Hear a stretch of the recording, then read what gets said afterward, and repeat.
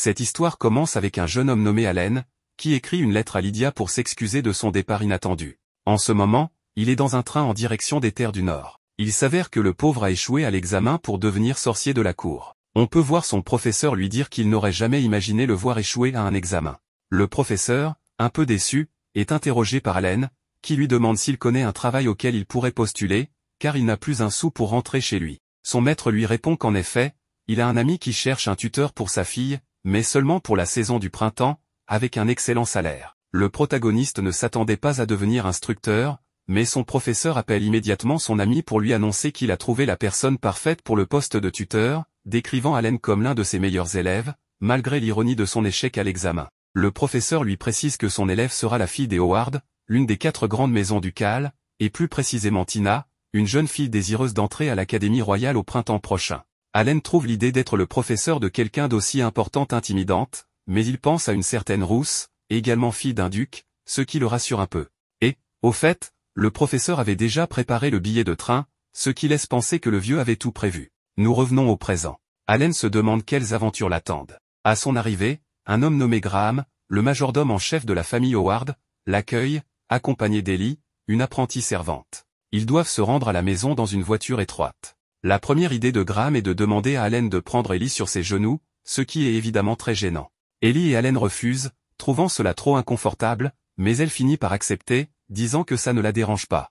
Oui, c'est un peu forcé, si vous voulez mon avis. Ce qui est intéressant, c'est qu'Allen, en voyant le ruban dans ses cheveux, commence à soupçonner qui elle est vraiment. Comme il fait très froid pendant le trajet, Allen utilise un sort pour augmenter la température dans la voiture, impressionnant Graham et Ellie par la facilité avec laquelle il le fait. Mais Allen leur dit que cela est facile une fois que l'on a compris le processus.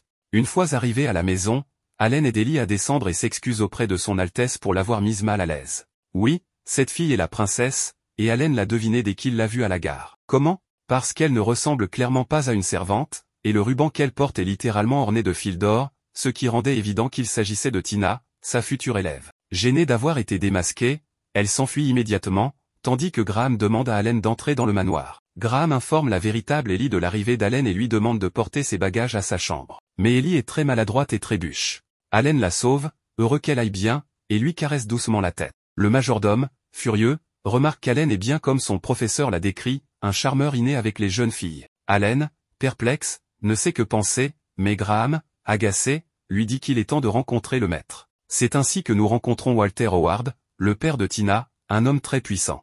Il remercie Allen d'avoir accepté son invitation et mentionne qu'il a parlé de lui au professeur, qui n'a cessé de vanter ses mérites, convaincu qu'il n'y a pas de meilleur candidat. Il demande à Allen s'il sait en quoi consiste le travail. Allen répond qu'il s'agit d'être le tuteur de Tina pour une saison. Walter, irrité, reproche au professeur d'avoir mal expliqué. En réalité, bien qu'Allen doive être tuteur, son rôle est aussi de convaincre Tina d'abandonner son projet d'entrée à l'académie. Pour donner plus de contexte, Walter explique la situation familiale. Il y a 4 duchés, et grâce à leur aide inestimable dans la fondation de la nation, ils ont reçu de vastes terres au nord, sud, et ouest. Les Howard gèrent les terres du nord depuis des générations et jouissent d'une grande réputation militaire. Cependant, tout cela semble s'éteindre avec cette génération. Tina a perdu sa mère très jeune, et Walter n'a que 2 filles, Stella, l'aînée, qui est entrée à l'académie mais n'est pas particulièrement talentueuse en magie, et Tina, qui n'a aucune aptitude magique, bien qu'elle possède du mana. Elle ne peut même pas lancer les sorts les plus basiques, et malgré les examens des meilleurs sorciers, personne ne comprend pourquoi. Walter trouve Tina courageuse, avec un fort sens du devoir, car elle a choisi d'aller à l'académie pour tenter d'utiliser la magie, bien qu'elle ait une autre voie. Il emmène Allen dans une zone où Tina a cultivé des plantes grâce aux connaissances laissées par sa mère dans des livres. C'est remarquable, car ces plantes ne poussent pas naturellement dans ce territoire, mais sa recherche a rendu cela possible. Walter espère que Tina restera pour continuer ce travail, qu'il juge précieux pour leur territoire. Allen réalise que ce travail sera bien plus compliqué que prévu, et tout cela à cause de son professeur. Il suggère à Walter que Tina devrait peut-être suivre le chemin qu'elle souhaite. Si elle devient capable d'utiliser la magie à un niveau suffisant pour entrer à l'académie, Walter la laissera-t-il faire? Walter répond que, si elle y parvient, il serait juste de la laisser y aller et promet à Allen de lui donner son autorisation. Allen le remercie, excité par ce défi inhabituel, une fille avec du mana mais incapable de lancer des sorts. Ce sera difficile, mais intéressant. Plus tard, un banquet de bienvenue est organisé pour Allen. Walter lui explique que tout est plus animé ici et qu'il est de coutume de manger avec les serviteurs, ce qui plaît beaucoup à Allen. Tina et Ellie arrivent, et Walter présente sa fille, prétendant qu'elle et Allen ne se sont pas encore rencontrés. Allen, ravi, dit qu'il connaît déjà Ellie et lui demande si elle a eu froid dans la voiture. Ellie ne comprend pas de quoi il parle, et Tina change rapidement de sujet pour éviter d'être démasquée. Walter interrompt pour demander une autre faveur à Allen. Ellie est l'unique héritière des Walker, une famille qui sert les Howard depuis des générations, et il veut qu'Allen lui enseigne aussi la magie. Ellie, peu confiante, pense qu'elle est mauvaise en magie et ne veut pas causer de problème. Allen lui demande si elle souhaite vraiment aller à l'académie avec Tina.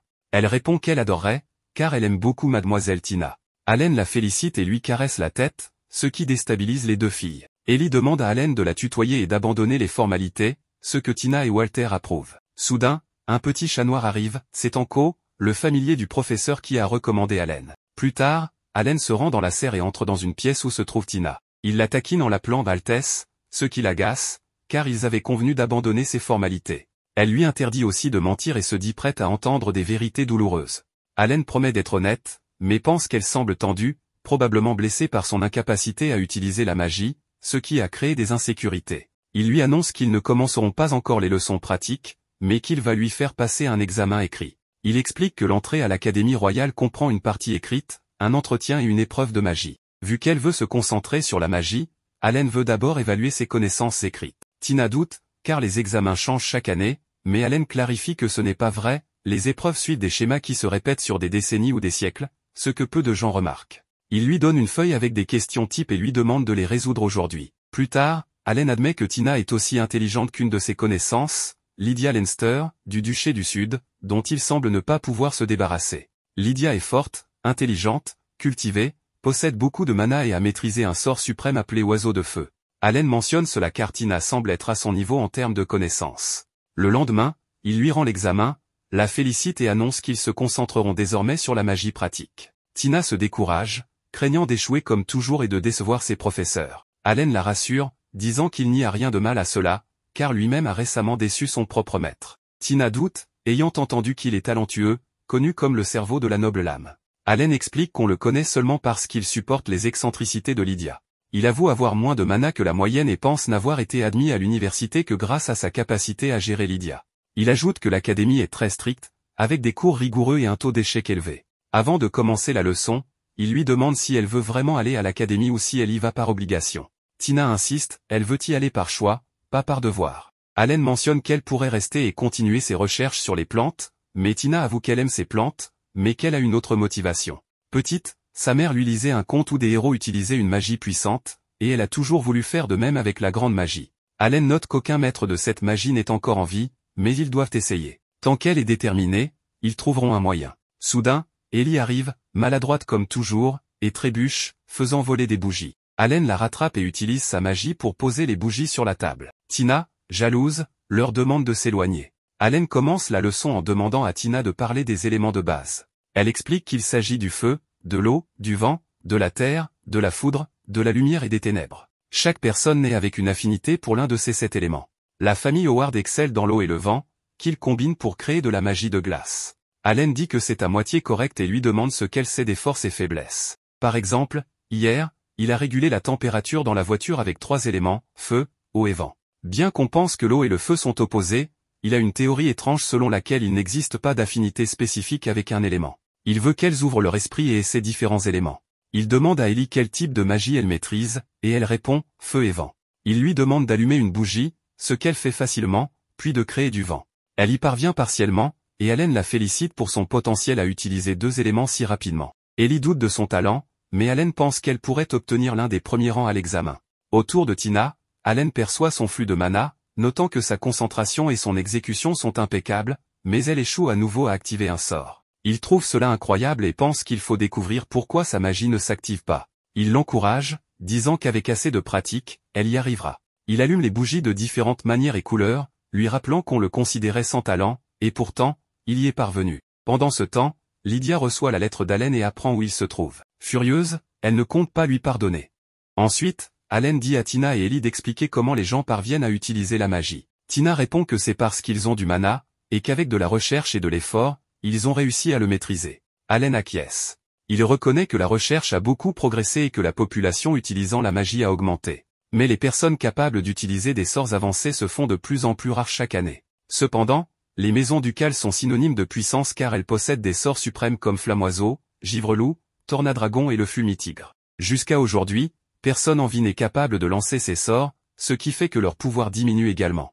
En entendant cela, Tina dit que la guerre du Seigneur des Ténèbres remonte à plus de 2 siècles. En tout ce temps, il devait y avoir eu beaucoup de recherches. Alors, ils n'ont rien fait. Allen répond qu'ils ont sacrifié la qualité au profit de la quantité. Il pense que la magie est utilisable parce que les éléments aident, même s'ils ne sont pas visibles. Tina réplique qu'elle pensait que cette théorie était fausse, car les sorts de feu ne sont pas plus puissants près des volcans. Pourtant, dans certains cas, les sorts d'eau gagnent en puissance. Allen reconnaît qu'elle a beaucoup de connaissances, mais il affirme que tant qu'elle n'a pas vérifié elle-même le pouvoir des éléments, elle ne peut pas croire aux expériences. Il pense que l'influence des éléments sur les élémentalistes est faible. De nos jours, la plupart des formules de sorts sont conçues pour utiliser un seul élément, c'est pourquoi il essaie d'améliorer sa formule en y ajoutant un espace vide. Il veut que Tina et Ellie essaient aussi. Il se tourne vers Ellie et lui dit qu'elle a déjà lancé des sorts de feu et de vent, donc elle devrait essayer un autre type de magie. Ellie tente mais échoue dès la première tentative. Elle s'excuse et se traite de perdante. Allen la rassure, lui demande de se détendre et de réessayer calmement. Ellie réessaie et parvient cette fois à utiliser légèrement l'élément eau. Allen la félicite. Puis il se tourne vers Tina pour qu'elle essaie à son tour. Tina tente, mais comme d'habitude, son sort ne s'active pas et elle se sent déçue. Allen l'encourage à réessayer encore une fois. Elle réessaie, sans succès, ce qui la rend encore plus triste. Plus tard dans la nuit, Allen entre dans la bibliothèque de la maison. Il est surpris de voir autant de livres. Il est venu chercher des réponses pour comprendre pourquoi Tina ne parvient pas à utiliser la magie. Il se dit que Tina a du mana, mais quelque chose l'en empêche. Alors qu'il lit, il voit quelqu'un ouvrir la porte et se cache. C'est Tina, accompagnée de sa servante. Celle-ci lui dit qu'il est tard et qu'elle devrait aller dormir. Tina l'ignore et cherche un livre. Elle le trouve et commence à le lire. La servante lui dit qu'elle ressemble à sa mère qui aimait aussi lire. Tina répond qu'elle ne peut pas utiliser la magie, contrairement à sa mère. La servante la console et lui demande comment est son nouveau professeur. Tina répond qu'il est un peu strict mais très gentil. Elle se souvient qu'Allen lui a donné son écharpe quand elle avait froid. La servante est ravie et dit qu'elle va fermer la pièce pendant que Tina part. On découvre alors que la servante savait qu'Allen était là. Elle lui demande de sortir. Allen obéit et la servante se présente comme Shelley Walker, la gouvernante de la maison. Elle lui explique que Tina est brillante et travaille dur, mais que tous ses anciens professeurs l'ont abandonnée parce qu'elle n'a pas de capacité magique. Tina en souffre beaucoup. Elle pleure en cachette, mais elle n'a jamais renoncé à l'idée d'aller à l'Académie royale. Quand elle a appris qu'Allen venait, elle était heureuse car elle savait qu'il avait entraîné Lydia. Tina admire Allen et Lady Lydia. Shelley lui demande de l'aider. Allen lui assure qu'il est là pour ça. Shelley est soulagée. Puis Allen lui fait aussi une requête. Le lendemain, Tina est en colère contre Ellie et Allen. Elle leur demande pourquoi ils sont sortis tôt le matin. Allen répond qu'il aidait Ellie à récolter des légumes. Tina devient jalouse et demande à Ellie ce qu'elle pense d'Allen, et comment elle peut sortir avec quelqu'un qu'elle n'aime même pas. Ellie répond qu'elle aime Allen. Tina est surprise, Ellie précise qu'elle l'aime comme elle aime sa grand-mère et son grand-père. Allen intervient en disant qu'elles ont une amitié très profonde, comme des sœurs. Puis il leur propose de commencer la classe. Allen montre à Ellie comment poser ses mains sur un anko. Elle suit ses instructions et ressent un peu de mana. Allen explique que c'est le mana sombre de l'anko. Ellie essaie et parvient à l'utiliser. Allen la félicite à nouveau. Il demande à Tina d'essayer. Elle essaie, mais son sort ne s'active pas. Allen la rassure en disant qu'il reste du temps. Ensuite, Allen utilise son mana sombre pour faire apparaître un petit anko. Les filles le trouvent adorable et se disputent pour le toucher. Allen leur crée une petite poupée d'anko. Allen s'en va, mais Graham lui remet une lettre de Lydia. Dans sa chambre, Allen lit la lettre. Lydia lui écrit qu'elle a reçu sa lettre et lui demande pourquoi il est allé chez les Howard. Elle lui dit qu'il aurait pu venir chez elle s'il avait besoin de travail. Elle connaît la situation de Tina et pense que cela sera compliqué pour lui aussi. Elle lui déconseille d'utiliser une certaine méthode, sauf sur elle. Elle l'accuse de lui cacher des choses. Elle termine en disant qu'elle le verra à l'examen d'entrée de l'académie et que s'il tente de lui échapper, elle le retrouvera même en enfer. Allen panique. Ellie et Tina lui demandent ce qui ne va pas. Il répond que Lydia est juste fâchée parce qu'il ne lui écrit pas assez. Ellie dit que Lydia semble beaucoup s'inquiéter pour lui. Ils reprennent l'entraînement. Ellie utilise ses sorts avec succès, et Allen est satisfait. Il affirme que la nouvelle formule fonctionne. Mais Tina ne parvient toujours pas à utiliser sa magie. Allen remarque des particules de glace. La nuit suivante, Allen lit encore et se dit que le sort de Tina est proche d'être activé. Il consulte les anciens livres. Il découvre un symbole dans un des ouvrages. En sortant, il croise Ellie qui l'invite dans sa chambre. Allen la suit. Il la remercie. Ellie lui demande de l'appeler simplement Ellie. Il accepte. Il la met en garde contre le fait de laisser entrer des garçons dans sa chambre la nuit, sauf celui qu'elle aime. Elle acquiesce. Ellie veut le remercier. Ses grands-parents l'ont serré fort dans leurs bras après avoir parlé avec lui. Allen explique qu'il a simplement conseillé à sa grand-mère de lui dire combien il l'aime. Dans un flashback, il avait dit à Shelley qu'Ellie manquait de confiance et avait besoin d'amour familial. De retour au présent, il lui confie que sa propre famille l'aide de la même façon. Ellie raconte que ses parents sont morts quand elle était petite. La famille Howard l'a recueillie. Elle se souvient du jour de son arrivée sous la neige, de Tina qui a commencé à la suivre. Tina avait aussi perdu l'aide de sa famille. Ellie avoue avoir peur. Elle se sent incapable, dépassée par Tina. Elle a décidé de demander à aller à l'académie. Allen l'encourage. Il admire son courage et son talent. Le lendemain, Ellie réussit enfin son nouveau sort. Allen la félicite et lui demande comment elle se sent avec les autres éléments. Ellie dit que la foudre et la lumière lui font un peu peur, et que l'Anko lui enseigne la magie sombre. Mais elle pense pouvoir s'y habituer. Allen pense que les progrès d'Ellie sont excellents, mais que le problème, c'est Tina. Il lui demande d'essayer encore. Tina échoue, se met en colère et dit que rien ne fonctionne. Allen lui dit de ne pas s'inquiéter et propose une autre formule. Walter demande un rapport à Allen. Il explique que Tina a beaucoup de mana, mais qu'il ne peut pas promettre qu'elle sera prête pour l'examen. Walter lui demande s'il va la convaincre de renoncer à l'académie. Allen dit que non, car Tina est brillante en études. Walter réplique que dans la société aristocratique, ce n'est pas si simple. Une fille Howard qui ne sait pas utiliser la magie sera ridiculisée. Il demande à Allen de la convaincre d'abandonner si sa condition ne change pas. Allen accepte à contre-cœur. Tina continue de pratiquer sans succès. Allen la rejoint et lui propose de l'observer. Il remarque que sa formule disparaît trop vite. Quelque chose empêche sa magie de fonctionner, sans que la formule soit incorrecte. Il cherche une solution sans relâche. Un matin, il se réveille en retard, va sur le terrain d'entraînement et trouve Tina endormie. Il comprend qu'elle s'est entraînée toute la nuit. Tina se réveille, voit Allen lire un livre et lui demande s'il lit pour elle. Allen nie et prétend que le livre l'intéresse. Tina l'accuse de mentir. Elle l'accuse aussi de lire toute la nuit pour elle et de sauter le petit déjeuner. Elle se met en colère, lui dit qu'il devrait être fâché contre elle, car elle n'a aucun talent. Allen s'excuse, se disant qu'il a échoué comme professeur. Tina fond en larmes. Elle avoue qu'elle l'aime beaucoup, ainsi qu'Ellie, mais qu'elle est jalouse de ses progrès. En se mettant en colère, sa magie de glace se manifeste et elle ne parvient plus à la contrôler. Ellie arrive et demande ce qu'il se passe. Allen lui demande de rester en arrière. Il voit que Tina est coincée dans un cercle de glace.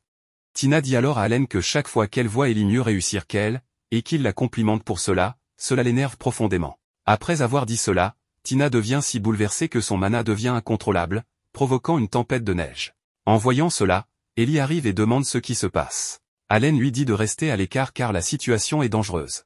Allen commence à se demander pourquoi le mana de Tina s'est soudainement activé. Ils essayaient depuis si longtemps, et rien ne s'était produit jusque-là. Il pense que si cela continue, Tina pourrait être en danger. Il demande alors à Ellie d'aller chercher Walker, son grand-père. Elle part donc à sa recherche. Allen pense qu'il doit d'abord arrêter cette tempête. Il tente alors de la stopper avec sa magie, mais cela ne fonctionne pas. Il dit ressentir une très mauvaise sensation, comme si son cœur était écrasé. Il ne comprend pas ce qui se passe. Il se dit que si la tempête ne s'arrête pas, il devra utiliser ce qu'il avait juré de ne plus jamais faire. Il s'adresse à Tina, lui demandant si elle peut l'entendre. Elle, entourée de glace, entend sa voix et demande ce qui se passe. Allen est soulagé qu'elle l'entende et lui dit de se calmer. Il lui explique que son mana est hors de contrôle, et si cela continue, elle perdra tout son mana et mourra. Tina demande ce qu'elle doit faire. Allen lui dit qu'il va lier son mana au sien pour pouvoir le contrôler. Tina demande si c'est possible. Allen répond que oui, il l'a déjà fait. Il ajoute que cela pourrait lui faire un peu mal, mais il lui demande de le laisser lier leur mana. Elle accepte, disant qu'elle a confiance en lui. Allen commence alors à lier son mana au sien, expliquant que donner son mana à quelqu'un d'autre est très risqué, mais il n'a pas d'autre choix s'il veut sauver Tina. Il la retrouve finalement, active sa magie, et leur mana se connecte. Il est choqué de voir que Tina possède un mana énorme. Il dit que ses capacités sont encore plus dangereuses que celles de Lydia. Allen peut désormais entendre les pensées de Tina. Elle pense qu'elle est inutile, se demande pourquoi elle ne peut pas utiliser la magie, et regrette d'être née. Elle demande pardon à ses parents et appelle à l'aide. Allen comprend ce qu'elle ressent et essaie de l'atteindre. Tina l'entend à nouveau. Un immense oiseau de glace passe derrière elle, ce qui choque Allen. Il remarque alors que la tempête de neige commence à se calmer. Il comprend que Tina l'aide à l'arrêter. Allen, motivé, lance un sort d'oiseau de feu qui brise la glace autour de Tina, la libérant. Heureux, il la serre dans ses bras. Puis, il revoit l'oiseau s'envoler en disant « J'ai enfin trouvé la clé ». Ensuite, l'oiseau disparaît. Allen demande à Tina si elle a entendu cette voix ou vu quelque chose. Elle dit non, qu'elle n'a entendu que sa voix à lui, et que se lier à lui était une sensation très agréable. Elle le remercie de l'avoir sauvé. Allen se réjouit qu'elle soit saine et sauve et propose d'aller chercher Ellie. Il s'apprête à partir, mais Tina le retient et lui demande de rester comme ça un moment, disant qu'il est son professeur, pour l'instant. Allen accepte, et ils passent du temps ensemble. Mais Ellie arrive avec son grand-père, interrompant leur moment. En voyant Tina en sécurité, Ellie la prend dans ses bras, heureuse. Allen se souvient alors que Lydia lui avait dit de ne laisser personne d'autre s'approcher de lui. Il pense qu'il va devoir inventer une excuse. Mais il s'évanouit, et Graham le rattrape. Dans la scène suivante, il le ramène au lit. Ellie et Tina lui demandent s'il va bien. Il répond que oui, il est juste fatigué. Il le laisse se reposer.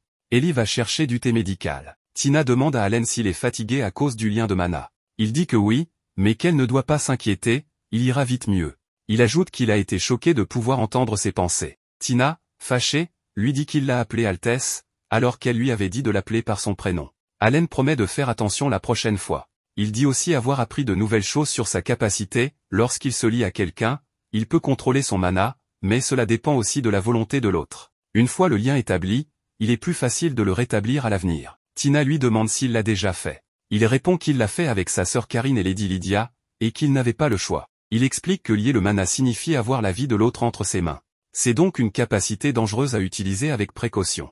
Il lui demande de garder cela secret, même à Ellie. Tina accepte. La nuit tombe. Allen lit encore, pensant à l'oiseau de glace qu'il a vu derrière Tina. Il se demande quel est son lien avec elle. Il réalise qu'il doit faire plus de recherches. Le lendemain, ils se rendent dans une nouvelle zone d'entraînement, l'ancienne étant endommagée. Allen remarque que l'endroit est grand et demande à Tina d'activer un sort. Elle accepte, mais Anko devient nerveuse et s'accroche à Ellie, ayant peur. Finalement, Tina réussit à utiliser sa magie, générant tellement de glace qu'elle perce le toit. Tous sont impressionnés par sa puissance. Allen pense que peut-être l'oiseau l'empêchait d'utiliser sa magie, et que maintenant, grâce au lien de mana, elle peut utiliser ses commandes magiques. Il la félicite et lui dit qu'elle doit apprendre à mieux contrôler sa puissance. Tina le serre dans ses bras, ravie de réussir enfin. Allen dit qu'il est fier d'elle et qu'elle mérite les fruits de son travail. Ellie vient aussi féliciter Tina, émue. Allen dit à Tina qu'elle a encore besoin de pratique, mais qu'ensuite elle pourra entrer à l'académie. Il demande à Graham d'informer Walter, mais Graham lui répond qu'il est absent. Allen demande à être prévenu dès son retour. Ensuite, Allen écrit une lettre à son professeur pour tout lui raconter. Le professeur la reçoit le lendemain. Un autre élève lui demande s'il a reçu un message d'Allen. Le professeur dit oui, et ils lisent la lettre ensemble. Allen y explique que Tina peut enfin utiliser des sorts, mais ne les contrôle pas bien. Il demande des parchemins militaires de résistance à la glace, sinon il deviendra une statue de glace. Le professeur remarque que ce genre d'équipement est difficile à obtenir, mais il est impressionné par Allen. Ils conviennent qu'il a fait un travail remarquable. La nuit suivante, Allen continue ses recherches mais ne trouve rien. Il remarque une autre marque dans un livre, semblable aux précédentes. Il se demande ce qu'elle signifie. On voit ensuite Walter, le père de Tina, qui semble préoccupé.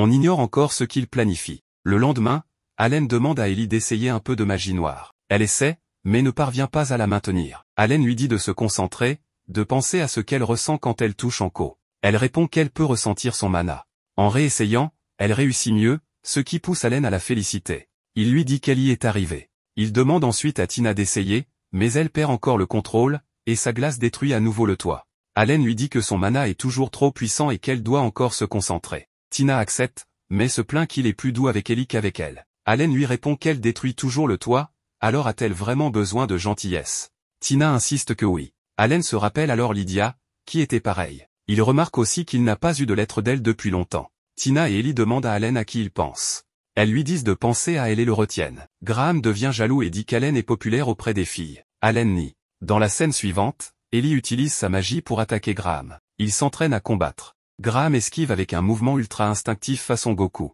Allen est impressionné. Tina explique que les Walkers doivent beaucoup s'entraîner pour servir leur seigneur. Graham contre-attaque, Ellie bloque bien.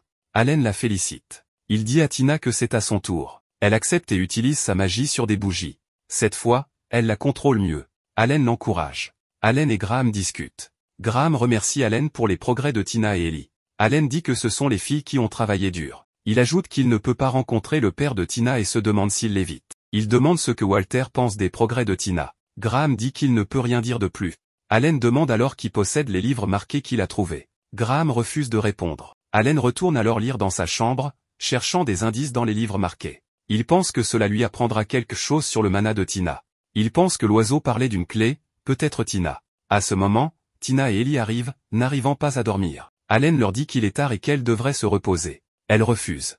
Allen leur sert du lait chaud, qu'elles apprécient. Il leur demande ensuite de retourner dans leur chambre sans bruit. Ils continuent d'étudier, remarquent une chose commune entre les livres, mais voit alors qu'elles se sont endormies. Ému par leurs efforts, il dit qu'il espère qu'elles pourront aller ensemble à la Royal Academy. Le lendemain, Allen continue leur entraînement. Graham vient lui dire que Walter veut le voir. Allen accepte. Walter dit qu'il a beaucoup réfléchi, et a décidé que Tina ne passera pas l'examen d'entrée. Allen se met en colère, disant qu'elle réussira avec d'excellentes notes. Walter le remercie pour tout ce qu'il a fait mais reste ferme, Tina n'a pas assez d'expérience, donc elle ne peut pas aller à l'académie. Allen insiste, il a écrit dans son rapport que Tina contrôlait son mana depuis quelques jours. Walter répond qu'Allen n'a plus son mot à dire et qu'il est payé pour son travail. Allen, insulté, refuse l'argent et dit que Walter ne voit pas la réalité. Il ajoute que la duchesse Rosa, la mère de Tina, voulait qu'elle utilise la magie. Walter est surpris qu'il le sache. Allen explique qu'il a lu tous les livres marqués sur la magie de glace, tous laissés par Rosa,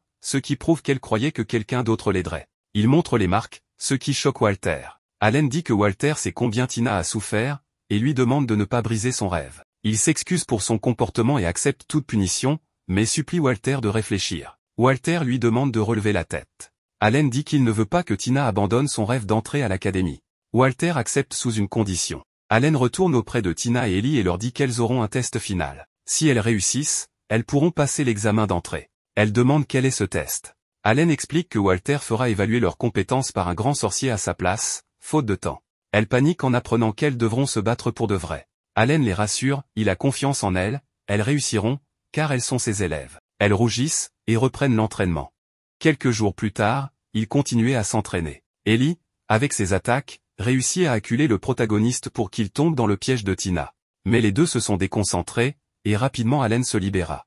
Lorsqu'il les attaqua avec de la magie, une fumée apparut, empêchant les filles de voir quoi que ce soit. C'est ainsi que le protagoniste remporta la victoire. Allen leur dit alors que le piège de Tina avait été bien exécuté et que les attaques au corps à corps d'Ellie devenaient de plus en plus précises. Cependant, il leur restait encore du chemin à faire, car lors de l'épreuve finale, elles affronteraient un grand mage choisi par Walter. Elles devaient donc se battre de toutes leurs forces. Quoi qu'il en soit, l'important est que l'épreuve approchait, et Allen allait leur enseigner tout ce dont elles auraient besoin. Plus tard, Tina et Ellie prenaient un bain, mais elles doutaient de pouvoir battre le professeur Allen avant le jour de l'épreuve. Heureusement, Ellie, en plus de sa magie, maîtrisait les arts martiaux enseignés par Graham et Shelley. Les deux filles promirent de s'efforcer d'être aussi formidables que leur professeur Allen, et de rejoindre ensemble l'Académie royale, quoi qu'il arrive. À ce moment-là, la petite blonde s'évanouit à cause du temps passé dans le bain. Allen la rafraîchit avec sa magie. Et il ne s'occupa pas seulement d'elle, il utilisa aussi de la magie de vent pour sécher les cheveux de Tina. Le protagoniste mentionna qu'il avait l'habitude de sécher les cheveux de sa petite sœur de cette manière, et même si elle ne semblait pas l'être, elle était une fille bien. Sa sœur, parent, était déjà à l'académie. Donc, si Tina et Ellie réussissaient à y entrer, elle serait leur supérieure. Le lendemain, ils reprirent l'entraînement avec les mêmes règles, celui qui plaçait une attaque en premier gagnait. Le combat commença, et les filles étaient plus motivées que jamais. L'attaque d'Ellie était puissante, et celle de Tina aussi, car elle lança d'un coup plusieurs morceaux de glace. Allen esquiva tout, mais réalisa que les filles voulaient créer un rideau de fumée. Il ne se trompait pas, Ellie l'attaqua aussitôt. Allen esquiva, mais la blonde continua avec de la magie noire, et un tir de glace inattendu de Tina le toucha au bras. Les filles remportèrent le combat et étaient si heureuses qu'elles voulaient continuer, mais Allen leur dit que l'entraînement s'arrêtait là, car l'épreuve finale avait lieu le lendemain et elles devaient économiser leurs forces. La nuit venue, Allen continuait à chercher sans succès des informations sur l'identité de la créature qu'il avait vue. Tina, incapable de dormir et un peu triste, vint lui demander si elle ne réussissait pas l'épreuve, cela signifiait qu'elle ne pourrait pas aller à l'académie. Le protagoniste la rassura, disant que cela n'arriverait sûrement pas. Ces mots rendirent Tina très heureuse.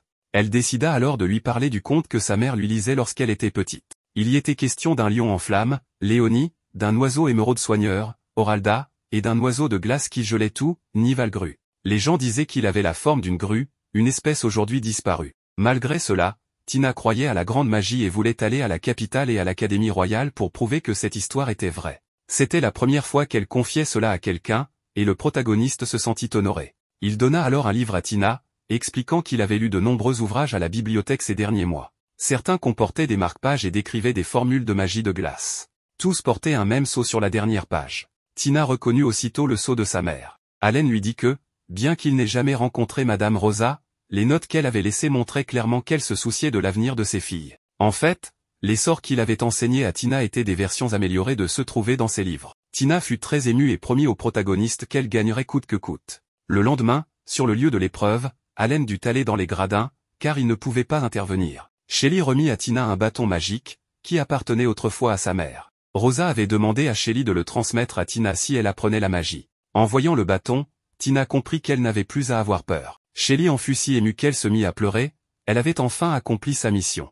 Ellie voulut la consoler, mais Shelly dit à la petite blonde qu'elle croyait aussi beaucoup en elle. Peu après, les deux filles se retrouvèrent face au mage qu'elles devaient affronter. Mais ce mage n'était autre que le père de Tina, dissimulé sous un masque magique. Graham dressa rapidement une barrière pour leur permettre de combattre librement. Le duel commença. Ellie et Walter s'affrontèrent au corps à corps, mais il l'envoya voler en un instant. Elle ne se laissa pas faire, utilisa sa magie pour rendre le sol glissant et fixa les pieds de Walter avec de la glace. Les formules magiques d'Ellie étaient précises et variées, mais c'était maintenant au tour de Tina de briller. Elle lança plusieurs projectiles de glace, mais cela ne blessa même pas Walter. Elle tenta de le lier, sans succès. Les filles prirent alors de la distance et essayèrent de lui tendre un piège. Walter ne tomba pas dedans, alors Tina lança une attaque basique, suivie par Ellie qui le plongea dans une nuée de magie noire. Quand Walter retrouva la vue, elles l'attaquèrent ensemble, mais il parvint à repousser leurs attaques. Reconnaissant leur talent, Walter invoqua les glaces jumelles, un sort de magie avancé. Ellie commença à désespérer,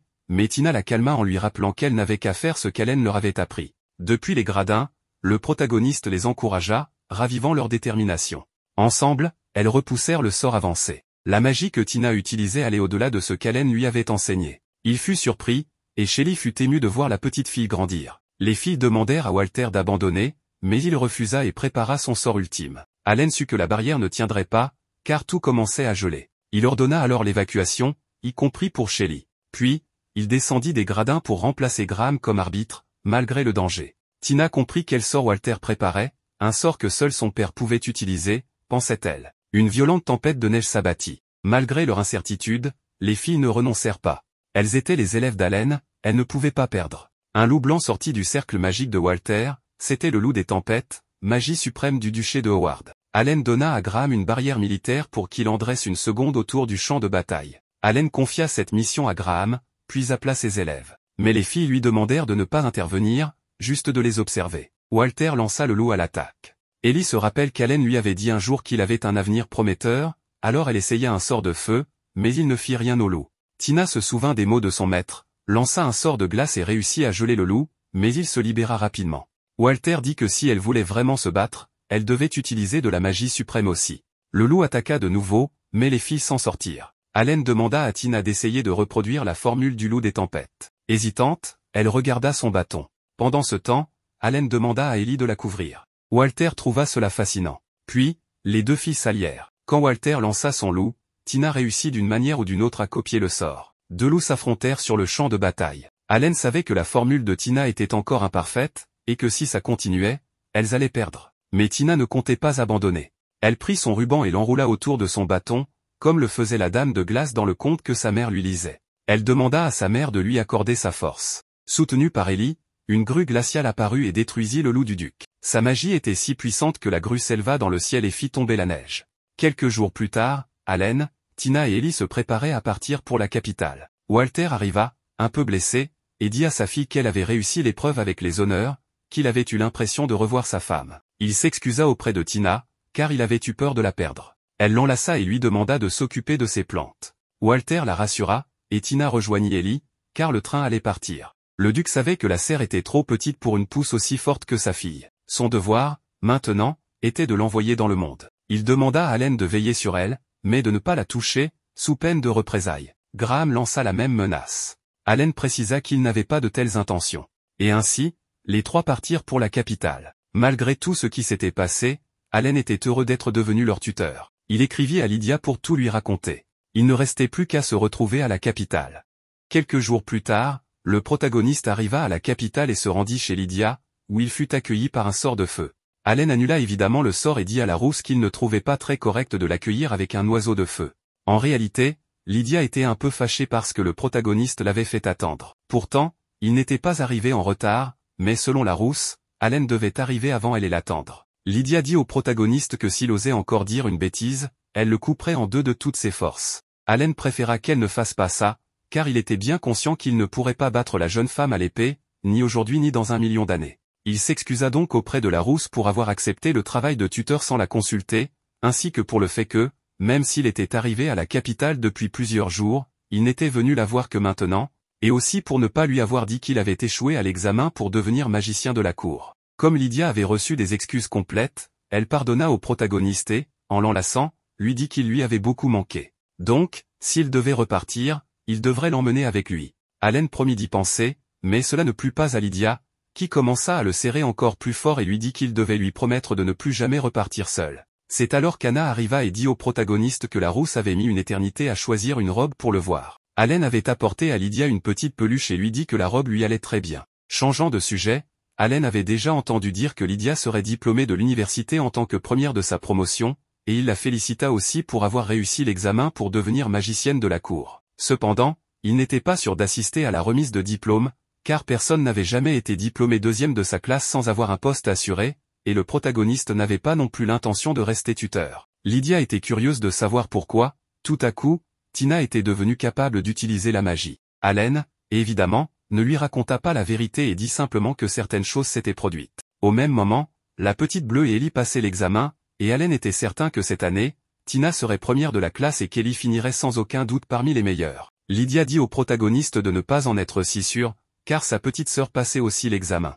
Lynn, la petite sœur de la rousse, était très talentueuse, mais elle avait beaucoup de concurrence, car Tina avait réussi à lancer des sorts avancés peu de temps après avoir commencé à utiliser la magie. Une semaine plus tard, les résultats des examens sortirent et Walter n'aurait jamais cru qu'elles obtiendraient d'aussi bons résultats. Tina fut première de sa promotion et très proche du score le plus élevé de l'histoire. Ellie, de son côté, termina également parmi les premières. Le duc félicita les deux filles pour leur excellent travail et dit à sa fille qu'elle était la fierté de la maison Howard. Walter voulait qu'Allen continue à être le tuteur de ses filles, mais le protagoniste refusa l'offre. Le duc savait que le protagoniste faisait cela par considération pour la famille royale, mais il lui dit que ce n'était pas nécessaire, car il n'était pas responsable de ce qui s'était passé à l'examen pour magicien de la cour. Le protagoniste fut surpris que Walter soit au courant, mais après tout, il était duc et s'informait forcément des affaires importantes. Le protagoniste avait passé l'examen pour devenir magicien et obtenu les notes les plus élevées à l'écrit et à l'entretien. Cependant, il avait terminé dernier à l'épreuve pratique et avait donc échoué.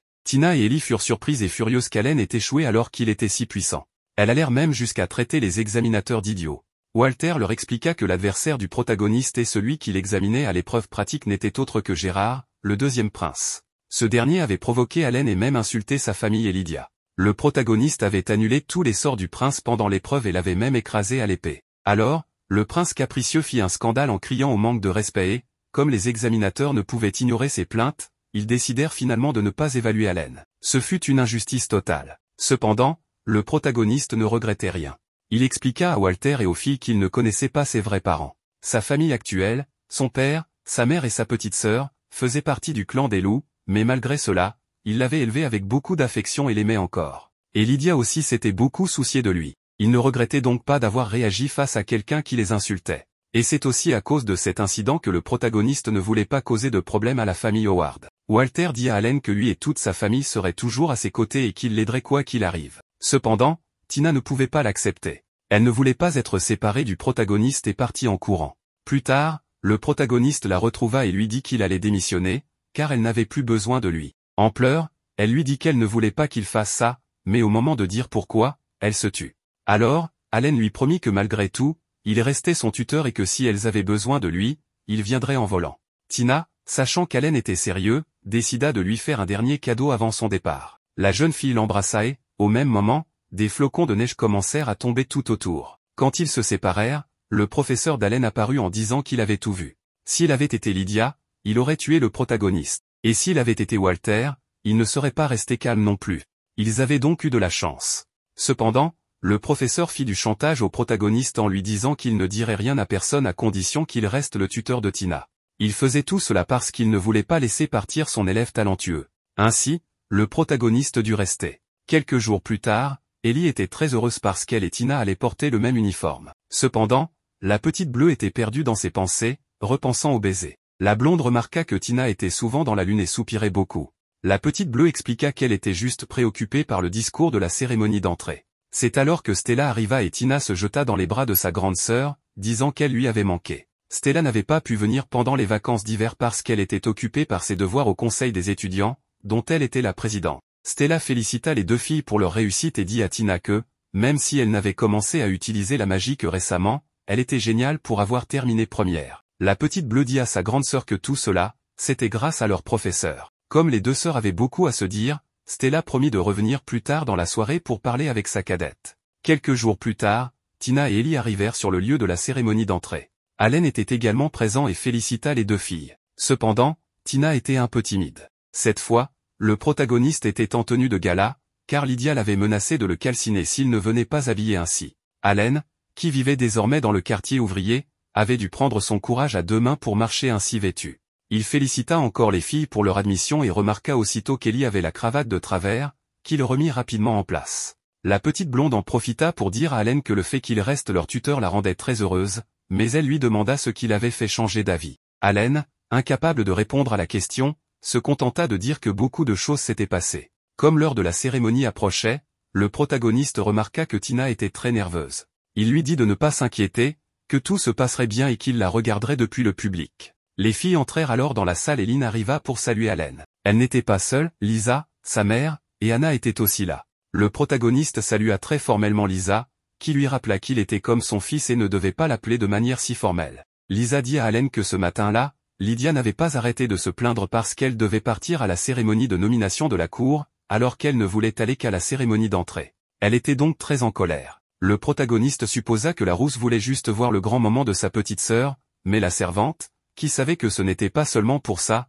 dit qu'elle filmerait tout avec une gemme vidéo pour le montrer à mademoiselle Lydia. Plus tard, pendant la cérémonie, il se mit à pleuvoir. Lynn fit remarquer que même s'il pleuvait, au moins il ne neigeait pas, car elle détestait le froid. Tina, sachant que la rousse était la sœur de Lydia, fut agacée par ce commentaire et dit qu'elle détestait la chaleur. Lynn dit à Tina qu'elle n'était pas si différente, même si Tina lui avait pris la première place.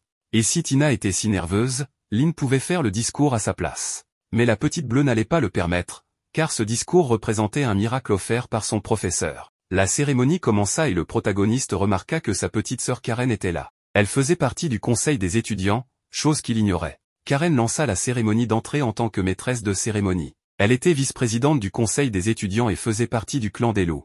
Le fait qu'elle soit issue de ce clan ne plaisait pas à certains dans le public, ce qui agaçait beaucoup Allen. Ensuite, Rod, le directeur de l'Académie royale, fit apparaître une barrière pour stopper la pluie, permettant à la représentante des nouveaux élèves de faire son discours. Tina avança alors et, morte de trac, manqua de tomber. Heureusement, Karen était là pour la retenir et lui donner du courage. Tina commença son discours en disant qu'elle ne se sentait pas digne de le prononcer, car, même si elle était née dans la famille Howard, elle n'avait jamais pu utiliser la magie jusqu'à ses 13 ans. À ce moment-là, elle était déjà prête à abandonner et pensait devoir se résigner à vivre sans rien espérer. Mais aujourd'hui, elle était là, donnant ce discours. Elle, qui il y a seulement 3 mois ne pouvait pas utiliser la magie. Si elle réalisait maintenant son rêve, c'était grâce à une personne à qui elle serait éternellement reconnaissante. Le rêve de Tina avait toujours été de pouvoir utiliser la magie. Mais désormais, elle ne pouvait pas se contenter de ça. Elle voulait apprendre beaucoup de types de magie pour se rapprocher de cette personne et pouvoir, d'une manière ou d'une autre, lui rendre ce qu'il lui avait donné.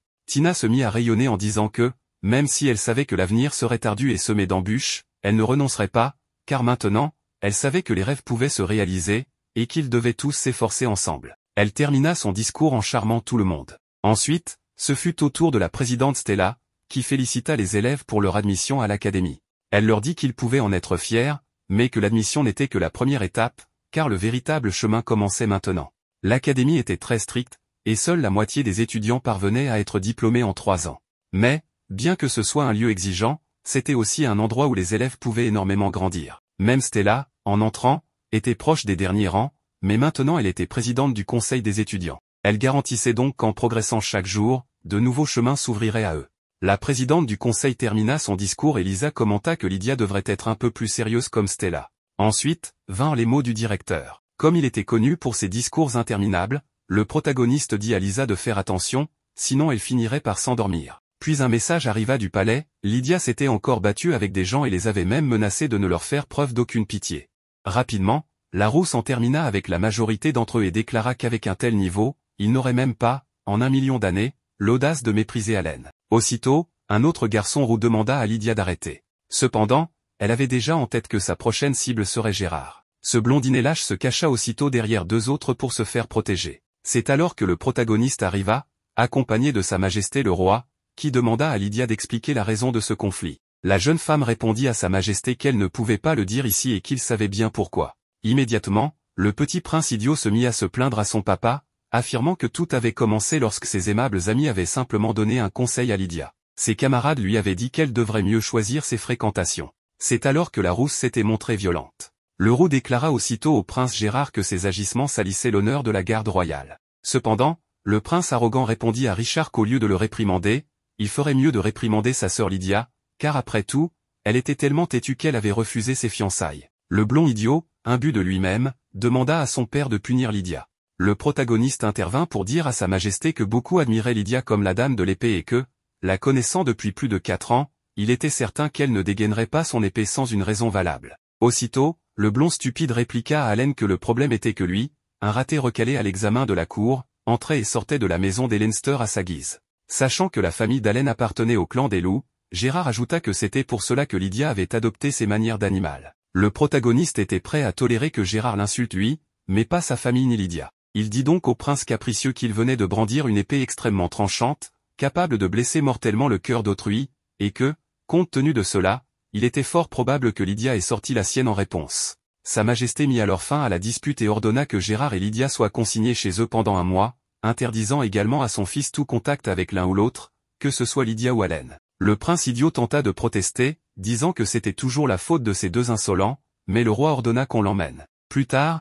Haleine s'excusa auprès de Lydia d'avoir terni sa carrière impeccable. Mais la situation fut pire pour lui, car il lui fut interdit d'entrer au palais sans autorisation spéciale. Voyant que Lydia s'était fâchée à cause de lui, Haleine la remercia pour cela. Finalement, Gilles leur expliqua que tout, y compris l'arrivée du roi, faisait partie du plan du professeur. Heureusement, tout s'était bien terminé. Anna commenta alors qu'on n'aurait jamais cru que Richard, l'héritier des Lancet, n'ait rien pu faire par crainte de sa sœur. La cérémonie d'entrée étant terminée, Tina et Ellie remarquèrent que le protagoniste n'était pas là. Shelley leur raconta tout ce qui s'était passé et que, pour cette raison, il se trouvait maintenant à la demeure des Lancet. Les 2 filles aperçurent rapidement Haleine et montèrent discrètement dans son carrosse. Bien que la petite rousse n'ait pas voulu les emmener, elle dut céder. Plus tard, alors qu'Haleine s'apprêtait à quitter la demeure des Leinster, Lydia lui proposa de rester dormir pour la nuit. Mais il ne pouvait pas, car il devait préparer ses cours de tuteur. Avant qu'il ne parte, elle le retint par derrière et lui dit qu'il ne pouvait pas s'éloigner d'elle, que le fait qu'elle soit la fille d'un duc et lui un roturier n'était pas une raison suffisante, et que si quelqu'un tentait de les séparer, elle abandonnerait sa famille pour partir dans un autre pays avec lui. Ainsi, la rousse demanda à Haleine de venir la voir tous les jours. Comme il ne répondit pas, elle lui donna un coup de genou. Surpris, Haleine promit de venir aussi souvent qu'il le pourrait. Arriva alors le trio chaotique et Ellie demanda à Haleine ce qu'il faisait. Il répondit qu'il discutait simplement, mais Lynn trouva injuste que sa grande sœur monopolise le protagoniste. Changeant de sujet, Lydia dit à Tina qu'elle ne s'était pas vue depuis le bal au palais, et en profita pour la féliciter d'avoir obtenu la première place. La jeune fille lui répondit que tout cela était grâce à Haleine. Mais Lynn déclara à Tina qu'elle la battrait au prochain examen.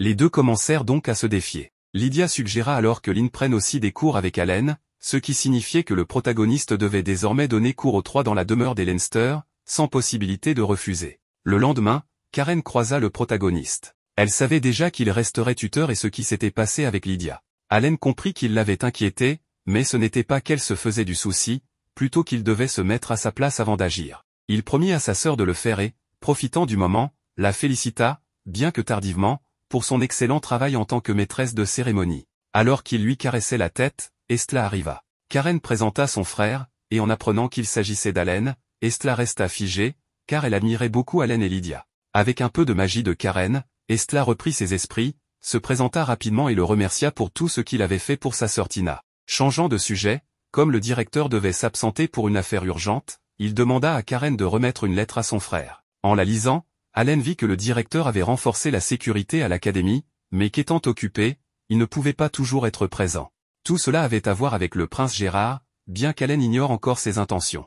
Le directeur lui demanda donc de remplacer un professeur à l'académie temporairement. Plus tard, Estla, bien qu'occupée, remit à Haleine la liste des élèves et se proposa de l'accompagner en classe et d'observer. En discutant, Haleine remarqua que la jeune fille portait le même ruban que Tina, mais d'une autre couleur. Estla expliqua que c'était un souvenir de sa mère, et que lorsqu'elle le portait, elle se tenait plus droite, car en tant qu'héritière des Howard, elle devait vivre et se comporter dignement. Haleine trouvait les 2 sœurs très semblables et espérait qu'elles se motivent mutuellement, ce qui était déjà le cas puisqu'elles échangeaient régulièrement des lettres. Tina confiait souvent à sa petite sœur qu'Haleine adorait l'embêter, ce qu'il démentit en expliquant que ce n'avait jamais été son intention. Ils arrivèrent en classe et le trio chaotique remarqua la présence d'Allen. Celui-ci expliqua qu'il serait leur professeur pour un temps. Une petite blonde et un garçon à lunettes firent remarquer qu'ils ne se souvenaient pas avoir vu quelqu'un d'aussi jeune sur la liste des professeurs, et comme cette classe regroupait les meilleurs au dernier examen, ils doutaient qu'un professeur temporaire suffise. Lynn et Tina commençaient à s'énerver, mais Allen débuta aussitôt le cours, expliquant qu'il n'utilisait pas le manuel, mais privilégiait la pratique. Le premier sujet fut les niveaux de magie. Lynn expliqua que selon leur puissance et leur effet, les sorts étaient classés en basique, intermédiaire et avancé. Il existait aussi la magie suprême, transmise par héritage dans les duchés, comme celle de sa famille, les Leinster, mais peu pouvaient l'utiliser. Allen demanda s'il y avait quelqu'un dans la salle capable de pratiquer la magie avancée. Lynn, Tina et Estla levèrent la main. Il demanda à la rousse de faire une démonstration, érigea une barrière, et Lynn lança un sort de feu avancé. Il expliqua alors que cette magie étant puissante, elle pouvait causer des dégâts autour, et qu'il fallait l'utiliser avec prudence. Lynn fit une mimique à Tina comme pour dire « j'ai gagné ». Tina voulut essayer à son tour et commença à tout geler, tentant de recréer le loup de Blizzard. Allen dut l'arrêter, et Lynn en profita pour la provoquer, disant qu'elle ne savait pas ce qu'il fallait faire ou éviter. Allen mit fin à la querelle et rappela que leur talent les plaçait au-dessus de leurs camarades, mais que ce pouvoir impliquait une grande responsabilité. Il expliqua ensuite que lorsqu'on maîtrisait l'activation des sorts composés, on pouvait combiner des magies, comme l'eau et le feu. La plupart furent impressionnés, sauf Patricia, la blonde, et le garçon à lunettes. Patricia demanda s'il pouvait combiner magie de lumière et magie des ténèbres. Il le fit aussitôt, créant un magnifique ciel étoilé, ce qui impressionna toute la classe. Le garçon à lunettes demanda alors s'il pouvait créer des animaux avec la magie. Allen fit une démonstration avec des animaux de chaque élément, ce qui émerveilla les élèves. Ellie voulut essayer et, guidé par lui, parvint à créer Anko, ce qui impressionna encore plus la classe. Allen leur dit de ne pas se décourager, évoquant quelqu'un qui autrefois ne maîtrisait que la magie basique, mais qui, grâce à un entraînement acharné à l'épée, était devenue experte au point de pouvoir couper la magie. Patricia et le garçon comprirent qu'il parlait de Lydia. Pour conclure, Estla demanda s'il pouvait utiliser la magie suprême. Il répondit que non, car il était celui qui avait le moins de mana et ne pouvait pratiquer que la magie intermédiaire, même s'il savait construire des formules avancées. Il ajouta que ce qui comptait pour réussir, c'était la persévérance et le travail acharné, sans arrogance ni repos, et sans se soucier du regard des autres. Plus tard, Allen se dit que l'idée de Lydia de leur enseigner à toutes les trois dans la demeure des Leinster n'était pas mauvaise. Mais alors qu'Ellie apportait du thé, elle trébucha. Allen la rattrapa, ce qui provoqua la jalousie de la fille aux cheveux bleus et de Lynn. La situation s'envenima lorsque Lydia arriva et décida de le punir pour son comportement. Après les cours, Tina et Ellie ont pris des douceurs ensemble. Allen et Lynn arrivèrent et Tina demanda pourquoi Lynn était avec lui. Lynn provoqua délibérément Tina en disant qu'ils étaient en rendez-vous et qu'il ne pouvait y avoir aucune autre raison. Allen expliqua qu'il était seulement passé pour déjeuner. Il ajouta qu'il était content de voir qu'elles étaient de si bonnes amies, mais qu'elles devaient essayer de baisser la voix dans le café. Les deux filles protestèrent bruyamment qu'elles n'étaient pas amies. Allen suggéra d'aller à une source chaude pour mieux se connaître. La maison ducale d'Algren en exploite une à la périphérie de la ville, et il avait entendu dire qu'elle était secrètement populaire parmi les étudiants. Les filles commencèrent à imaginer passer du temps avec Allen et s'enthousiasmèrent. Cependant, à leur arrivée, Tina parut mécontente car d'autres personnes s'étaient jointes à eux. Les filles ne s'attendaient pas à une telle foule. Allen présenta les nouveaux venus. Il expliqua que Gilles Algren avait 1 an de moins que lui à l'université et qu'il lui avait demandé conseil pour le voyage aux sources chaudes, ce qui avait conduit Lydia à se joindre à eux. Gilles expliqua qu'il ne pouvait pas ne pas lui dire et que Lydia l'aurait tué si elle l'apprenait plus tard. Lydia rit et dit que voilà les mioches. Les 3 filles furent choquées, se demandant ce qu'elle voulait dire par mioche. Anko vint aussi pour la source chaude. Mais à peine étaient-ils entrés que le gérant s'excusa et dit que les installations étaient tombées en panne la veille. Il expliqua qu'il ne pouvait pas autoriser les bains pour le moment et présenta ses excuses pour ne pas les avoir prévenus à l'avance. Tina fut dévastée. Elle avait acheté un maillot de bain juste pour cette occasion. Comment la source chaude pouvait-elle être fermée? Lydia suggéra de se détendre dans leur chambre. Elle expliqua que Gilles avait réservé les meilleures et que lui et Allen en partageraient une. Mais ensuite elle menaça Gilles, insistant pour qu'elle et Allen partagent une chambre, rappelant qu'ils avaient dormi ensemble plein de fois. Allen souhaita qu'elle ne dise pas de telles choses devant ses étudiantes. Tina protesta en disant que c'était indécent et qu'elle ne le tolérerait pas. Gilles observa qu'Allen était vraiment populaire auprès des dames. De façon inattendue, Karen et Stella séjournaient aussi là-bas. Karen expliqua que Stella ne faisait rien d'autre qu'étudier dans le dortoir et qu'elle devait parfois lui faire prendre l'air. Une autre fille, Felicia Foss, s'était jointe à eux. Elle était en pause des cours pour raison de santé. C'était vraiment dommage qu'elle ne puisse pas profiter de la source chaude. Tina eut alors une idée et proposa d'utiliser la magie pour réparer ce qui était cassé. Le gérant répondit que, bien qu'il appréciait sincèrement l'offre, le problème n'était pas mécanique. Il expliqua que la pierre magique utilisée pour réguler la température avait disparu et que le duc Algren lui-même l'avait offerte. C'était le trésor de l'auberge. Il n'osait pas en informer le duc avant de connaître la cause, alors ils avaient prétendu que c'était une panne et présenta ses excuses. Les filles furent choquées. C'était bien plus compliqué qu'elles ne l'avaient pensé. Elles dirent qu'il semblait qu'elles allaient devoir renoncer au bain après tout. Mais Tina refusa et affirma qu'ils étaient allés trop loin pour abandonner maintenant. Elle proposa de réfléchir tous ensemble à l'endroit où la pierre magique aurait pu aller. Gilles nota que la pierre magique était lourde, donc il supposait que quelqu'un l'avait emportée exprès. Tina conclut que le coupable devait être un rival commercial qui voulait nuire à l'auberge en fermant les bains. Lynn soupira et la traita d'irréfléchie. Félicia n'était pas d'accord et expliqua que les Algren tenaient cette auberge pour revitaliser l'économie locale, qu'elle doutait qu'ils aient des rivaux ou des ennemis commerciaux et qu'elle ne pensait pas que quelqu'un ait fait ça pour nuire à l'auberge. Soudain embarrassée de sa propre audace, elle s'évanouit. Karen expliqua que Félicia venait d'une famille de marchands et qu'elle était pleine de faits comme ça. Dans ce cas, qui avait volé la pierre magique et dans quel but? Allen dit que le voleur n'était peut-être pas humain. Gilles se souvint avoir entendu parler d'une récente alerte aux monstres. Un client avait dit avoir entendu un cri terrible et le battement de grandes ailes. Ils avaient cherché le danger, mais n'avaient rien trouvé. Pourtant, des plumes flottaient dans la source, et on leur avait dit d'être prudents. Lydia supposa qu'un monstre ailé aurait pu emporter la pierre magique. Mais pourquoi? Incertain, Allen décida qu'ils allaient jeter un autre coup d'œil. La pierre magique devait rayonner du mana, donc il pourrait peut-être la localiser. Allen et Lydia enquêteraient tandis que les filles resteraient sur place. Voyant l'inquiétude de Tina, Karen la rassura en disant qu'aucun monstre ne serait à la hauteur d'Allen et de Lydia et qu'il les contacterait avec la magie du vent si quelque chose arrivait. Tina comprit pourquoi elle devait attendre, mais se sentit frustrée de ne rien faire. Ellie demanda à Karen si Allen et Lydia avaient toujours été en si bons termes. Karen répondit qu'elle avait entendu dire qu'ils étaient ensemble depuis les examens d'entrée à l'Académie royale et rappela que Lydia avait tranché les sorts avancés du directeur pendant l'épreuve. Ellie admira que Dame Lydia soit aussi impressionnante qu'on le disait. Méline ajouta qu'elle n'avait pas toujours été un prodige et expliqua que sa sœur avait travaillé 100 ou même 1000 fois plus que les autres. À une époque, elle ne savait faire que de la magie élémentaire. Rencontrer Allen avait tout changé. Pour elle, il était l'espoir, il était tout. Ils étaient inséparables. Pendant ce temps, Allen sentit des traces de mana. Voyant l'expression de Lydia, il demanda ce qui la contrariait.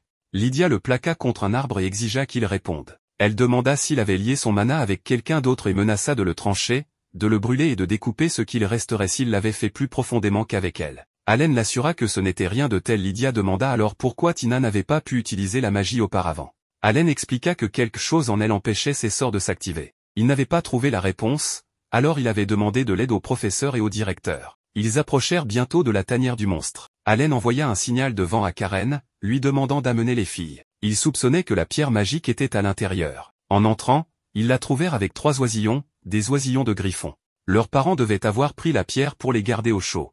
Les griffons sauvages peuvent être féroces et assez forts pour raser une ville. Stella insista pour récupérer la pierre avant que les parents ne reviennent. Ellie hésita et dit qu'ils avaient l'air si chauds et heureux, que c'était dommage de la prendre, mais qu'ils ne pouvaient pas utiliser les bains sans elle. Allen vit là une parfaite leçon extrascolaire et demanda comment ils pouvaient récupérer la pierre sans effrayer les oisillons.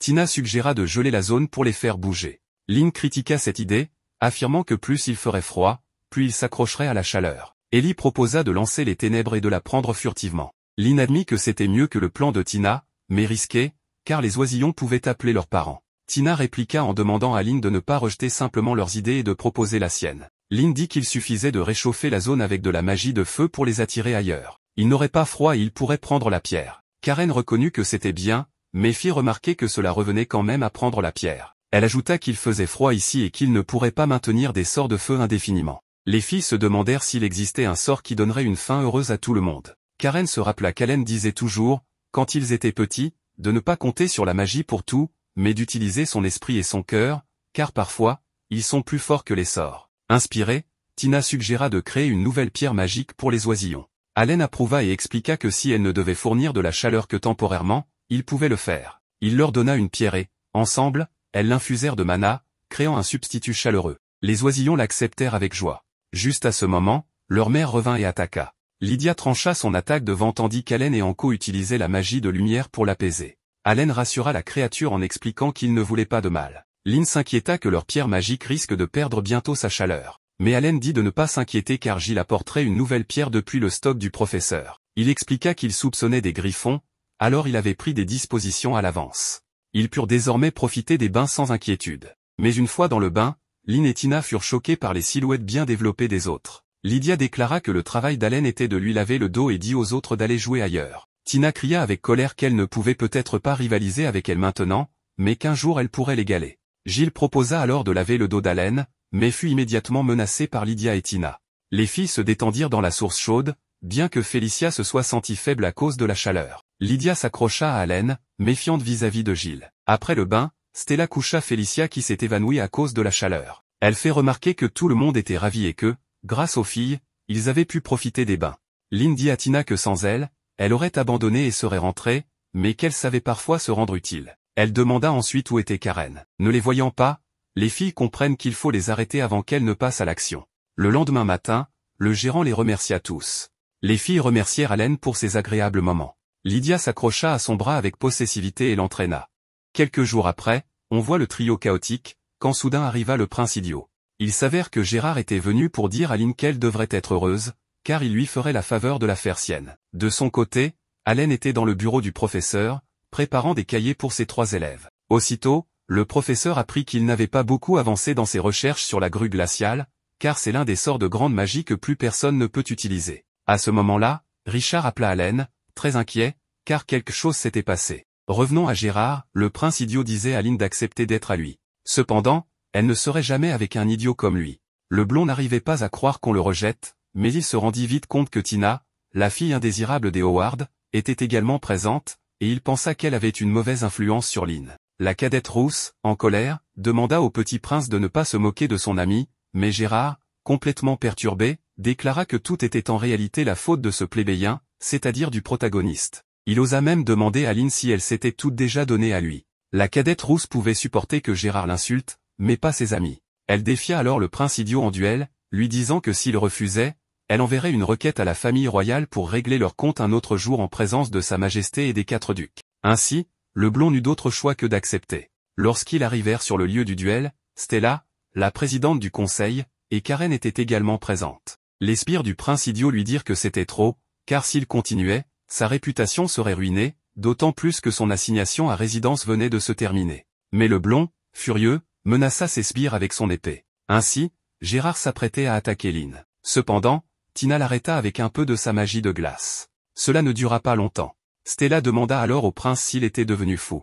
Mais ce maudit lui ordonna de se taire, la traitant d'échec car elle n'avait aucune chance d'apprendre la magie suprême. C'est alors que le protagoniste arriva et remarqua que Gérard portait une épée quelque peu dangereuse.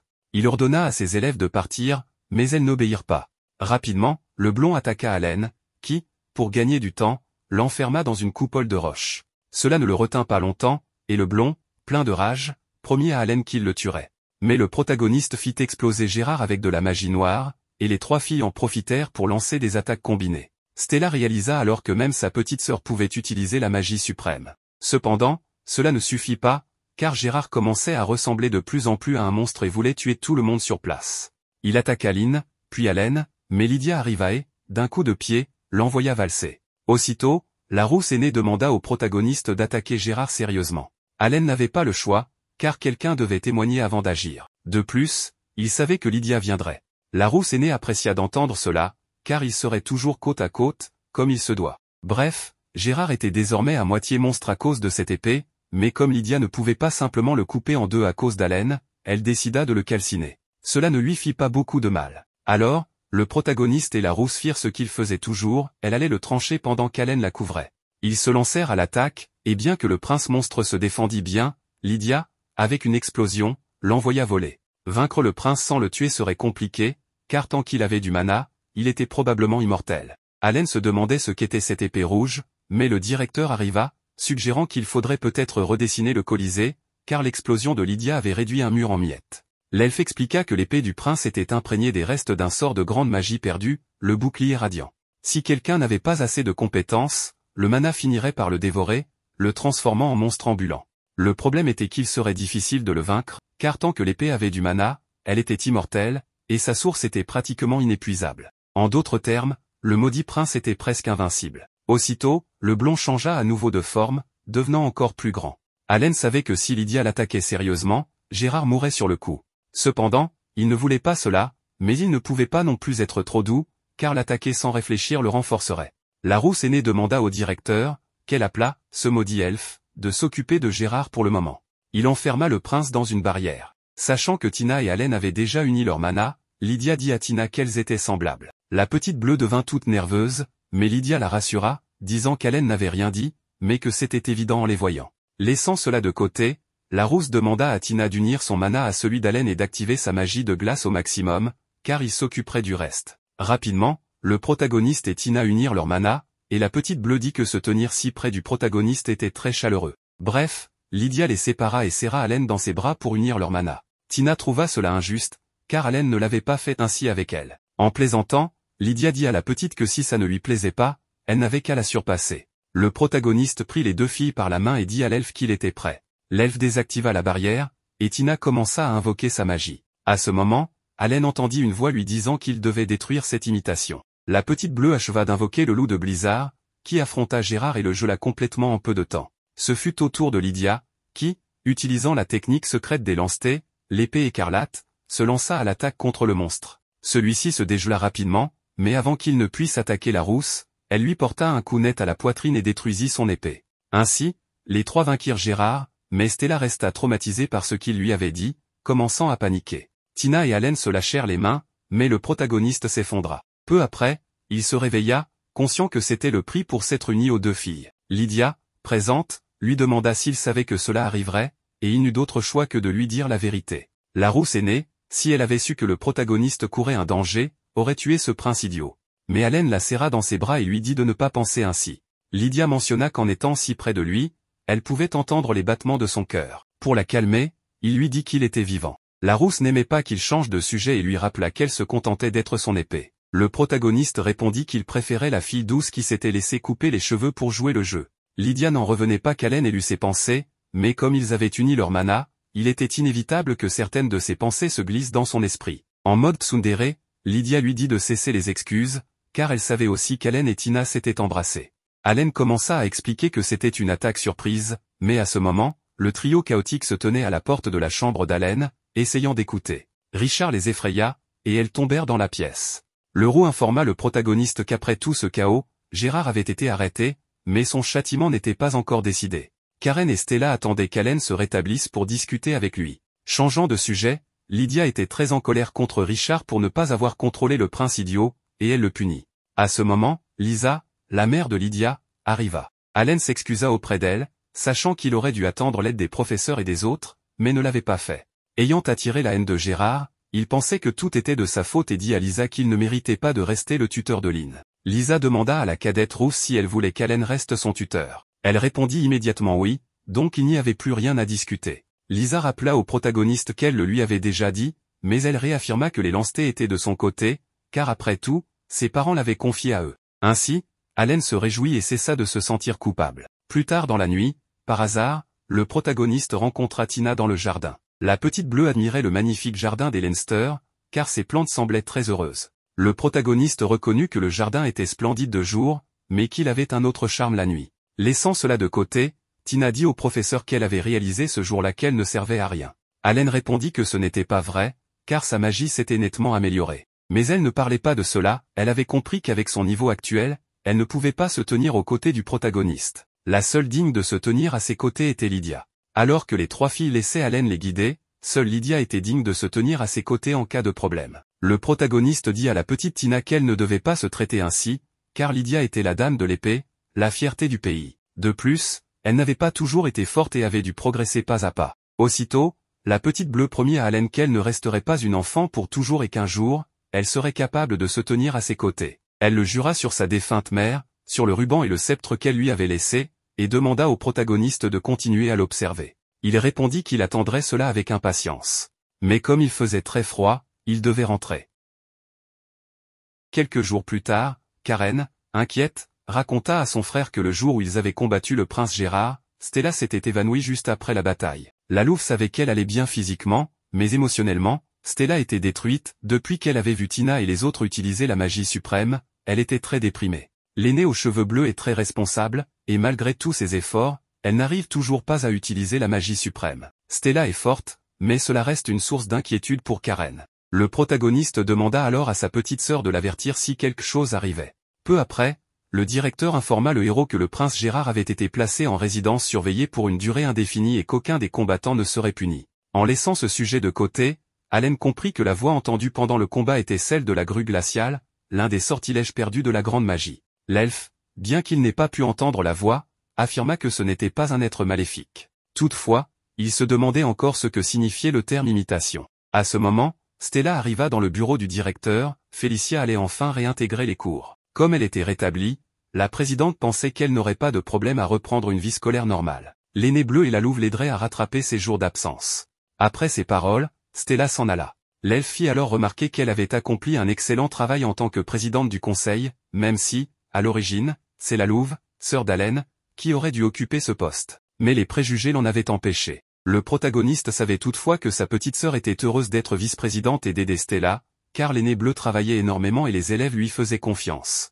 Ironiquement, depuis sa naissance, Stella n'avait jamais eu confiance en elle. Son propre père s'était opposé à ce qu'elle entre à l'académie.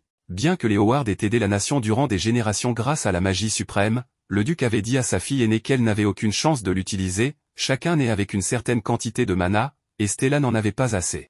De son côté, Tina possédait une énorme quantité de mana mais était incapable d'utiliser même la magie de base. Résigné, il pensait que la magie suprême de sa lignée s'éteindrait avec lui. Il avait donc envisagé que le duché suive une autre voie. Mais Stella refusa. Elle promit qu'elle irait à l'Académie royale puis à l'université, convaincue d'avoir le talent nécessaire pour devenir la future duchesse Howard. L'aîné bleu choisit de croire en elle, tout comme sa mère, et c'est pourquoi elle travailla dur jusqu'à devenir présidente du conseil. Cela la soutint, du moins jusqu'à l'arrivée de sa sœur Tina. Peu après, on vit le trio, la louve et Stella célébrer le retour de Félicia. Ayant appris que Tina avait vaincu le prince Gérard grâce à la magie suprême, Félicia dit à la cadette bleue qu'elle était impressionnante. Tina répondit que tout cela avait été possible grâce à Lydia et à Allen. Mais Stella dit à sa sœur d'accepter le compliment, car elle était fière qu'elle ait appris si vite la magie suprême. Tina fut comblée par les félicitations de son aînée. Cela lui rappela leur mère, et elle dit qu'elle devait sûrement être très heureuse au ciel. La fête de bienvenue s'acheva plus tard. Karen, voulant prolonger la célébration, proposa à Stella de continuer dans leur chambre, puisqu'elle n'avait pas eu le temps de bien discuter dernièrement. Mais l'aîné bleu refusa, elle devait d'abord régler une affaire. La louve craignit que Stella ne s'épuise jusqu'à s'évanouir de nouveau, mais celle-ci lui expliqua que l'autre jour, elle s'était simplement effondrée de soulagement une fois le combat terminé. En se rendant à la salle du conseil, Stella eut une vision d'elle-même lui disant que ce n'était qu'un mensonge. En réalité, elle s'était évanouie de jalousie et de désespoir. Tina, qui autrefois ne maîtrisait pas la magie de base, contrôlait désormais la magie suprême à volonté. De plus, Ellie et Tina avaient combattu à égalité avec Gérard. Elle s'était sentie si pathétique qu'elle n'avait pas osé participer, même si Gérard lui avait lancé des mots cruels. Au début, elle avait ressenti la même chose face au talent de Karen, de l'envie et de la désolation. C'est ce qui l'avait poussée à travailler si dur pour la rattraper, sans jamais réussir. Elle pensait même que Karen lui avait cédé le poste de présidente. Puis, elle vit une vision de Tina lui demandant ce qu'elle ressentait maintenant que l'enfant indésirable des Howard, sa petite sœur, l'avait surpassée. Stella éclata en larmes, sachant que Tina ne lui dirait jamais une telle chose. Elle était réellement heureuse que sa sœur maîtrise enfin la magie, mais désormais, elle l'enviait. La nuit, Stella se réveilla, tout n'avait été qu'un cauchemar. Le lendemain, Allen aidait les Howard et les Leinster dans leurs affaires. Pour Gilles, le protagoniste ressemblait à un bourreau de travail, car il cumulait ce rôle avec celui de professeur temporaire, de tuteur particulier, et accompagnait aussi la chef Lydia. Mais Allen savait avec qui négocier ou non. Pour que Gilles cesse de l'embêter, il lui demanda pourquoi il ne se moquait pas de Lydia. Gilles répondit qu'il ne le faisait pas car provoquer la chef équivalait à risquer sa vie. Allen avait tout enregistré avec une gemme vidéo et menaça de montrer la conversation à Lydia. Puis il partit donner cours. Gilles lui conseilla de se reposer, mais Allen préférait voir les progrès du trio chaotique, ce qui le rendait heureux.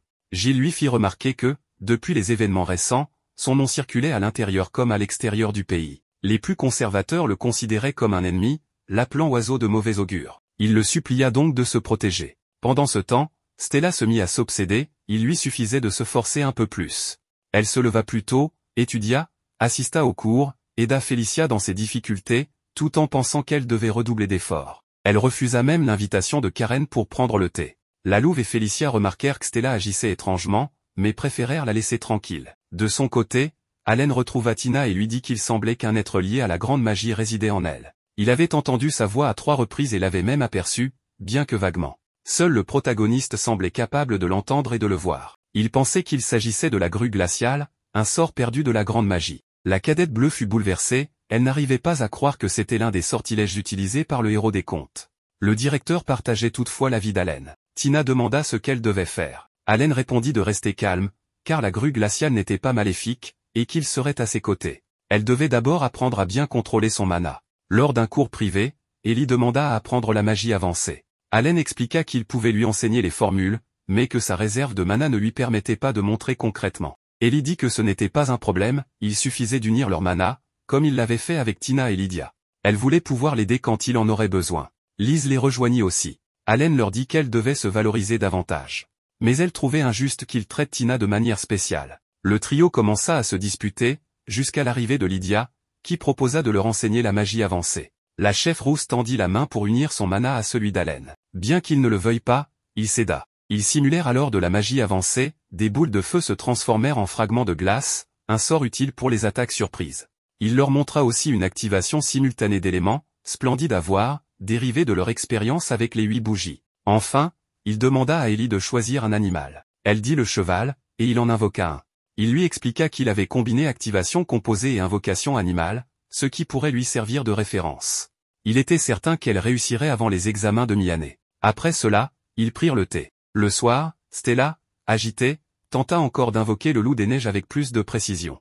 Mais le sort échoua. En larmes, elle se demanda pourquoi elle n'y arrivait pas. Karen et Felicia, qui l'observaient, étaient attristées. Plus tard, Stella retourna au dortoir et trouva ses amis endormis. Elle lui avait laissé du thé et des biscuits avec un mot d'encouragement. Émue, Stella but le thé et mangea les biscuits. Karen et Felicia, qui n'étaient en réalité pas endormies, se réjouirent de la voir ainsi. Stella se souvint alors que sa mère lui avait dit que si elle n'arrivait pas à dormir, il suffisait de garder le silence et d'observer la lune et les étoiles, les élémentaires la guideraient. Petite, elle avait demandé à Rosa si elle croyait vraiment que les élémentaires viendraient la voir. Sa mère avait répondu qu'elle n'en doutait pas. Revenant au présent, Stella promit à sa mère de redoubler d'efforts.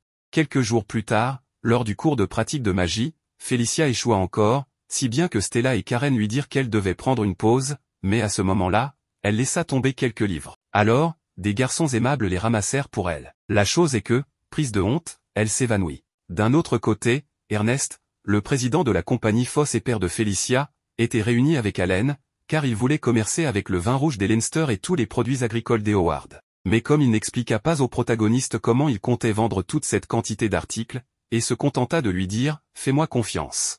Allen, malheureusement, ne put conclure l'affaire avec Ernest, car il ne pouvait accepter de marcher aux conditions intenables. Quelques jours plus tard, Felicia se comportait un peu étrangement. Alors, pour se consoler, elle se blottit contre Stella, car elle avait une poitrine moelleuse. Et elle mentionna en passant qu'embrasser la présidente n'était pas pareil qu'embrasser la petite louve. À ce moment-là, Karen remarqua que Felicia avait des papiers et qu'elle ne voulait pas dire à ses amis ce qui se passait, mais comme la petite louve insista, elle expliqua qu'elle aidait souvent à l'entreprise familiale. L'autre jour, son père était allé à une réunion d'affaires et avait totalement échoué. Stella essaya de réconforter Felicia en lui disant qu'il pourrait alors faire affaire avec d'autres personnes. Cependant, ce n'était pas si simple et la jeune fille ne voulait pas dire pourquoi. Alors, la louve, en lui donnant une petite décharge électrique, lui demanda de raconter plus de détails. C'est ainsi que Felicia leur dit que cette réunion était extrêmement importante pour l'entreprise familiale, car il s'agissait d'un marché avec les Leinster et les Howard, et c'est pour cela qu'elle voulait que tout se passe bien. Le problème est que comme cela coïncidait avec son retour à l'académie, elle n'avait pas pu bien réviser les documents de la réunion et se sentait responsable de cela. De plus, son père l'avait convaincu de tout lui laisser, en lui disant qu'il avait l'habitude de discuter avec un jeune homme. Cela sembla un peu étrange à la petite louve, mais passons. En réalité, Felicia aime travailler dans l'entreprise et c'est pour cela qu'elle adorerait toujours aider. Plus tard, Karen se réunit avec son frère et le réprimanda de ne pas lui avoir dit qu'il avait rencontré le père de Felicia. Mais comme ce sujet ne concernait pas seulement Allen, il ne pouvait rien dire. À ce moment-là arriva le trio chaotique, apportant une lettre au protagoniste de la part d'Anna. Elles étaient tellement curieuses de savoir ce qu'elle contenait qu'elles se mirent sans le vouloir à espionner Allen, si bien que le protagoniste leur dit qu'espionner était impoli. Enfin, la lettre concernait un possible partenaire commercial et y détaillait la situation financière des dernières années. Le plus étrange était que, depuis un certain moment, la compagnie Foss avait soudain cessé d'avoir des chiffres rouges et Allen ne comprenait pas pourquoi, car visiblement il n'y avait eu aucun changement, si ce n'est l'embauche de plus d'employés. Mais rien de tout cela n'indiquait que cela ait amélioré la situation financière. C'était comme si quelqu'un d'invisible gérait l'entreprise. Ensuite, la petite louve allait retourner à l'académie, mais avant de partir elle dit aux filles que même si son frère était un expert pour choyer les autres, elle ne devait pas trop en profiter, sinon elle finirait comme Lydia. Bref, après que le protagoniste eut donné ses cours chez les Howard, ils commencèrent à manger et comme c'était si délicieux, Tina mentionna que ces légumes venaient des terres du Nord. Il s'avéra que grâce à la recherche de la petite bleue, la production avait beaucoup augmenté. Quant à la viande, elle provenait également du Nord, ce qui amena Allen à dire que cela avait dû être difficile d'amener les ingrédients jusqu'à la capitale. Tina expliqua que pour que la nourriture arrive dans les meilleures conditions, il fallait ajuster la température, l'humidité et la méthode de conservation de chaque produit. Certains, par exemple, étaient affectés par les vibrations et ne pouvaient pas être transportés en train. Tina en savait tellement sur ce sujet que Lynn en fut un peu jalouse, si bien qu'elle promit de ne pas perdre aux examens. Immédiatement, le protagoniste demanda à Ellie et Tina si elles n'avaient pas remarqué quelque chose d'étrange chez Stella, mais elles n'avaient rien vu. Pour elle, Stella restait la présidente responsable comme toujours. Quelques jours plus tard, Felicia était très nerveuse parce qu'elle allait rencontrer l'homme auprès duquel son père avait échoué. Cependant, la petite louve lui dit de ne pas s'inquiéter, car elle connaissait déjà ce garçon. Ainsi, lorsqu'ils furent réunis, Felicia s'excusa auprès d'Allen pour l'impolitesse de son père l'autre jour et lui demanda, s'il vous plaît, de leur accorder une autre réunion. Elle savait qu'elle demandait trop, cependant, Allen lui dit qu'elle pouvait relever la tête, car il savait qu'elle, en tant que celle qui maintenait la compagnie Foss, ne pouvait pas laisser passer ça. Felicia fut surprise qu'Allen sache cela, mais il s'avéra que grâce à Tina et Lynn, il avait compris que la compagnie avait cessé d'être déficitaire parce que quelqu'un l'avait redressée depuis l'ombre et qu'apparemment, même s'il n'y avait eu aucun changement, le protagoniste s'était rendu compte qu'à ce moment-là le président Ernest avait emmené sa famille à la capitale. Felicia demanda à Allen comment il savait cela puisque son nom n'apparaissait pas dans les documents. Mais en réalité, le protagoniste se souvenait de ce qui s'était passé aux sources chaudes et savait qu'un étudiant normal n'irait pas examiner les documents d'une affaire ni aller expressément les voir. Bref, Allen dit à Felicia qu'en tant que responsable du choix des partenaires pour les deux duchés, il ne pouvait pas avoir de favoritisme. Cependant, à titre personnel, il adorait aider. La jeune fille, comme si elle n'avait pas entendu cette dernière phrase, s'excusa auprès du protagoniste de l'avoir dérangée et partit en courant. Immédiatement, les filles la suivirent et dirent à Felicia qu'Allen était disposé à l'aider. Ainsi, la jeune fille retourna voir le protagoniste et lui demanda ce qui manquait à leur compagnie. Alors il expliqua qu'il ne devrait pas tout englober, car l'entreprise ne serait pas capable de gérer et contrôler tous les produits de la liste, puisque transporter et conserver les produits du Nord et du Sud n'était pas chose facile. Felicia comprit immédiatement ce qu'elle devait faire, alors elle demanda à Allen de leur accorder une autre réunion. Ainsi, quelques jours plus tard, le protagoniste se réunit avec Ernest et Felicia. Cette fois, la jeune fille apporta une nouvelle proposition qui incluait les détails sur le transport et les méthodes de conservation des produits. Allen, comme s'il ne connaissait pas Felicia, lui demanda qui elle était, alors la jeune fille se présenta. Finalement, le protagoniste dit à Ernest que ce serait un plaisir de faire affaire avec lui. Il s'avéra que ce qui avait changé, c'est que cette fois Felicia avait proposé de ne commercer que le vin rouge des Leinster et que son stockage et sa mise en marché étaient détaillés. Pour Allen, il devenait très clair comment il comptait mener cette affaire et grâce à cela, il pourrait parfaitement bien expliquer le plan au duc. Avant qu'il ne signe un contrat provisoire, la jeune fille demanda aux protagonistes s'ils avaient un autre alcool qui ne figurait pas dans la liste. Felicia posait cette question parce que si les Leinster leur vendaient du vin, elle pensait qu'il serait plus équilibré que les Howard leur vendent aussi un alcool. Immédiatement, Anna entra avec un vin blanc des Leinster et une eau-de-vie des Howard. Alors Ernest goûta les deux et se rendit compte qu'ils étaient tous deux délicieux. Cependant, le second était assez fort. Le protagoniste dit aussitôt qu'il pouvait faire affaire avec l'un de ces deux alcools. Ernest penchait pour le vin blanc. Cependant, Felicia, très sûre d'elle, dit qu'il valait mieux commercer avec l'eau-de-vie, car cette boisson était très peu distribuée dans le pays et probablement la plupart des gens de la capitale n'en connaissaient pas le goût. Mais la réalité est que cette eau-de-vie était très appréciée par les gens du Nord, c'est pourquoi Felicia croyait qu'elle aurait une bonne demande parmi les originaires de là-bas, car son goût leur rappellerait beaucoup de souvenirs. Heureuse et sûre que les gens aimeraient cette eau-de-vie, elle demanda à son père d'en faire le commerce. Ernest se rendit alors compte que sa fille prenait les affaires très au sérieux. Il décida donc de choisir l'eau-de-vie. Après qu'ils eurent conclu l'affaire, Allen demanda à Felicia ce qu'elle comptait faire après l'université. Alors elle lui dit qu'elle aimerait aider dans l'entreprise familiale. Aussitôt, le protagoniste proposa à la jeune fille que si après sa graduation il restait des places pour des gens des deux duchés, elle pourrait y travailler, car il n'était jamais inutile de connaître le monde extérieur. Ernest pensait que cela était trop pour Felicia, cependant, Allen aimerait être témoin de la grande œuvre qu'elle entreprendra. Cela fit réfléchir la jeune fille, tellement que la nuit, elle ne put dormir de bonne heure que la réunion se soit bien passée et espérait que tout le monde aimerait l'alcool des Howard. Felicia commença à penser que si des gens de partout commençaient à le boire, il deviendrait très populaire et qu'un jour, peut-être, leur compagnie deviendrait le distributeur officiel et qu'ensuite il atteindrait tout le continent.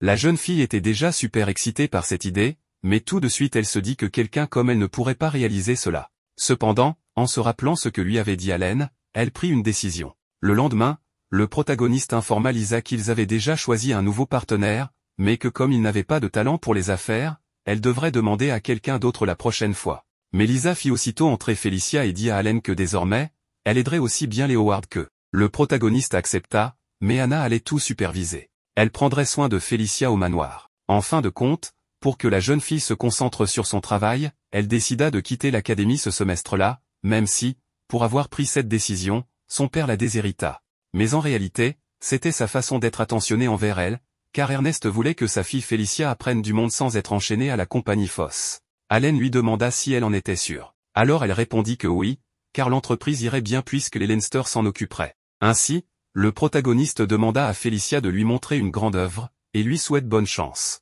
Immédiatement, elle promit à Allen qu'elle ferait de son mieux pour dominer le commerce de la capitale et du monde entier. Le soir venu, Felicia raconta à Stella et Karen qu'elle allait quitter l'académie, car même si elle aimait l'école, elle s'était rendue compte que ce qu'elle voulait vraiment faire, c'était être commerçante. Grâce à ce qui venait de se passer, elle comprit qu'elle aimait faire des affaires et qu'elle pouvait même discuter sans problème avec des hommes et mener des négociations. Pour Stella, c'était merveilleux, mais elle lui dit qu'il n'était pas nécessaire de quitter l'académie. Mais Felicia ne voulait pas faire les choses à moitié. De plus, elle pensait qu'elle n'aurait pas une autre opportunité comme celle-ci, donc elle ne voulait pas la perdre. Alors elle serra Stella et Karen dans ses bras, leur disant que c'était grâce à elle qu'elle avait pu arriver si loin, car elles avaient toujours été à ses côtés, dans les moments difficiles comme dans les moments heureux. Felicia leur dit alors qu'elle les adorait. La petite louve, émue, lui répondit que même si elle quittait l'école, elle devait continuer à venir les voir. Le lendemain, le protagoniste alla réveiller Lydia, mais comme elle ne voulait pas, il lui rappela qu'elle était une sorcière de la cour.